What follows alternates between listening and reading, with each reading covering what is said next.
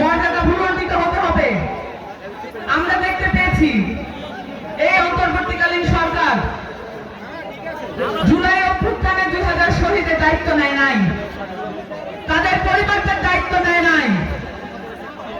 এবং এই কিছুদিন আগে আমরা দেখলাম মাইলস্টোন কলেজে যে শিশু শিক্ষার্থীরা নিহত হয়েছেন, সেই শিশু শিক্ষার্থীদের এবং যারা আহত হয়েছেন তাদের চিকিৎসার জন্য সাহায্য চাওয়া হচ্ছে সরকারের পক্ষ থেকে। আমরা বিস্মিত হয়ে লক্ষ্য করি একটি অন্তর্বর্তীকালীন সরকার এমবাসি ব্যাকআপ নিয়ে নিজেদেরকে একটি নির্বাচনকালীন সরকারে পরিণত করেছে এবং এই সরকারের কোন ধরনের দায়বদ্ধতা নাই বাংলাদেশের জনগণের প্রতি।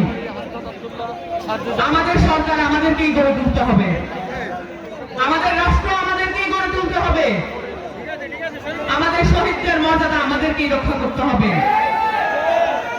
বাংলাদেশ রাষ্ট্রের, বাংলাদেশের প্রত্যেকটি ইঞ্চি মাটি শহীদের রক্তে রঞ্জিত, এটা যেন আমরা ভুলে না যাই।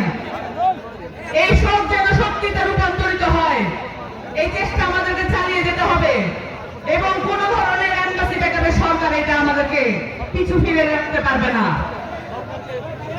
আমাদের সরকার আমাদেরকে পুনর্নির্মাণ করতে হবে এবং আমাদেরকে এই রাষ্ট্র পুনর্গঠন করতে হবে।